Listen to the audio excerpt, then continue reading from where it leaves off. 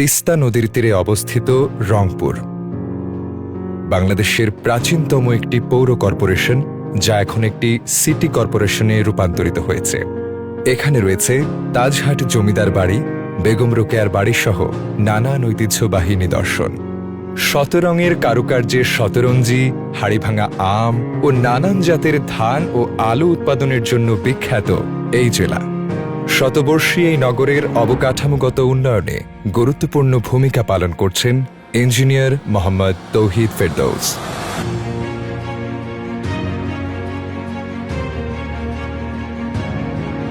আমার নাম মোহাম্মদ তৌহিদ ফেরদৌস।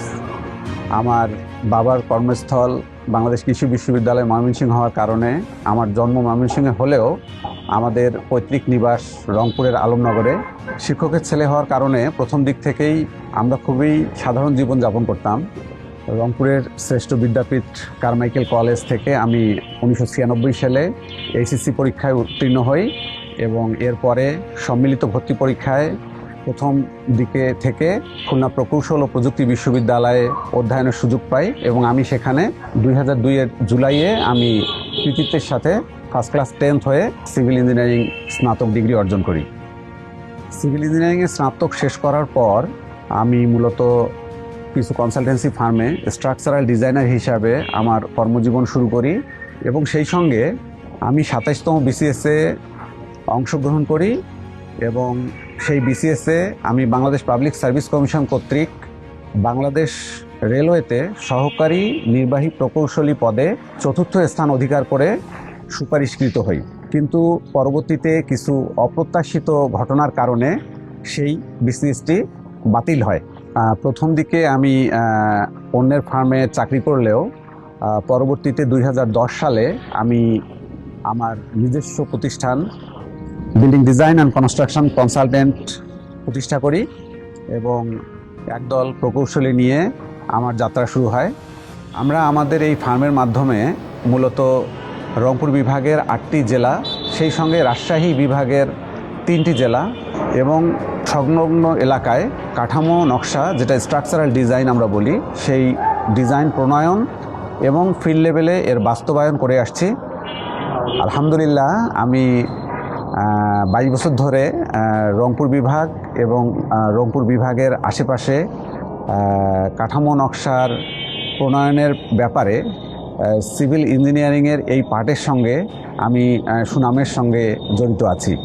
আমরা বাংলাদেশের যে অঞ্চলটাতে কাজ করি, এই অঞ্চলটি অত্যন্ত ঝুঁকিপূর্ণ ভূমিকম্প দৃষ্টিকোণ থেকে।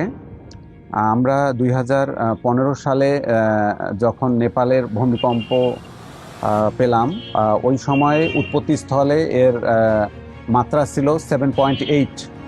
50 সেকেন্ডের এই ভূমিকম্প নেপালে কি পরিমাণ ক্ষতি সাধন করেছে আমরা সকলেই জানি। কিন্তু এই উৎপত্তিস্থল আমাদের রংপুর থেকে 150 কিলোমিটারও নয়। হয়তো 100% রিফাইন্ড স্টিল এবং গ্রেডেড স্টিল ইউজ করার কারণেই আমাদের রংপুরে তেমন কোনো ক্ষয়ক্ষতি সাধিত হয়নি। এ কারণে গ্রেডেড স্টিল কিংবা রিফাইন্ড স্টিল কনস্ট্রাকশন ক্ষেত্রে অত্যন্ত জরুরি বলে আমি মনে করি। আমরা যখন প্রথম কনসালটেন্সি ফার্ম শুরু করি তখন প্রথম একেএস 2009 সালের দিকে তাদের রিফাইন্ড স্টিল বাজারজাতকরণ করে এবং একেএসকে প্রথম এবং একমাত্র রিফাইন্ড স্টিল হিসাবে আমরা ইঞ্জিনিয়াররা তাদের সাইটে ইউজ করা শুরু করি।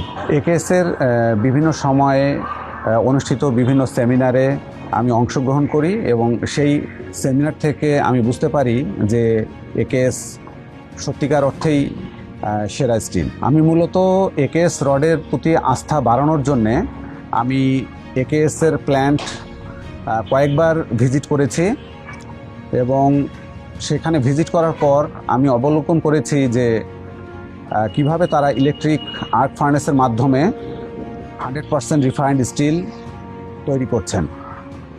আমি পৃথিবীর বিভিন্ন দেশে গ্রিন ফ্যাক্টরি দেখেছি। একেএস তাদের চিটাগাংয়ে যে ফ্যাক্টরি তারা প্ল্যান্ট বসিয়েছে, সেই প্ল্যান্টে water treatment plant, film treatment plant এবং ওয়াটার ড্যাম দিয়ে যেভাবে সারফেস ওয়াটারকে তারা ব্লক করেছে, যা স্টিল 100% স্টিল তৈরিতে খুবই প্রয়োজনীয় এবং পরিবেশকে কোনো ডিস্টার্ব না করে তারা যেভাবে প্ল্যান্টটি অপারেট করছে তা খুবই প্রশংসনীয়। আমি 2010 সাল থেকে আবুল খায়ের স্টিলের একেএস ব্র্যান্ডের গুণগত মানের কারণে তাদের সঙ্গে জড়িত আছি এবং আমার বিভিন্ন স্থাপনায় আমরা একেএস স্টিল ব্যবহার করে আসছি, যা এখনও আমরা মনে করি যে এটি বাজারের 1 নম্বর ব্র্যান্ড। কিছু আর্থিক লাভের জন্যে নিজের প্রিয়জনদেরকে বিপদে ফেলা কোনো ক্রমেই সমীচীন হবে বলে আমি মনে করি না। আবুল খায়ের স্টিল অতীতে দীর্ঘ সময় আমার সঙ্গে ছিল, বর্তমানেও আবুল খায়ের স্টিল আমার সঙ্গে আছে এবং আমি দৃঢ়ভাবে বিশ্বাস করি যে ভবিষ্যতেও আবুল খায়ের স্টিল আমার সঙ্গে থাকবে।